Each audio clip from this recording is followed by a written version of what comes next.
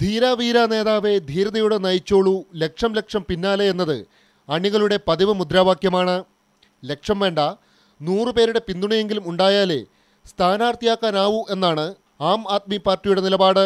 പിന്തുണയുണ്ടെന്ന് വീമ്പ് പറഞ്ഞാൽ പോരാ, അവരുടെ പേരും വിലാസവും സ്ഥാനാർത്ഥിത്വത്തിനുള്ള അപേക്ഷാ ഫോമിൽ ചേർക്കണം. ഇതിനായി 10 പേജുള്ള അപേക്ഷാ ഫോമാണ് ഡൽഹിയിൽ ആം ആദ്മി പാർട്ടി വിതരണം ചെയ്യുന്നത്.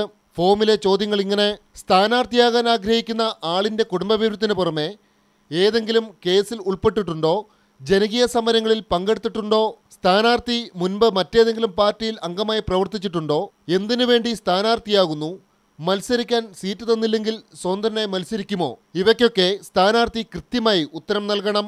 5 അംഗ സമിതി അപേക്ഷകൾ പരിശോധിച്ച് സ്ഥാനാർത്ഥികളെ പ്രഖ്യാപിക്കും. 5 लोगों की एक स्क्रीनिंग कमेटी है, ये लोग इनको शॉर्टलिस्ट करेंगे और 5 आवेदकों की एक शॉर्टलिस्ट तैयार करेंगे. इन 5 लोगों के बारे में स्क्रीनिंग कमेटी जगह जगह से सूचनाएं मांगेगी. പാർട്ടി സ്ഥാപകൻ അരവിന്ദ് കെജ്രിവാളും മത്സരരംഗത്തുണ്ട്. മണ്ഡലം ഏതെന്ന് തീരുമാനിച്ചിട്ടില്ല. Victor Joseph, New Delhi, India vision.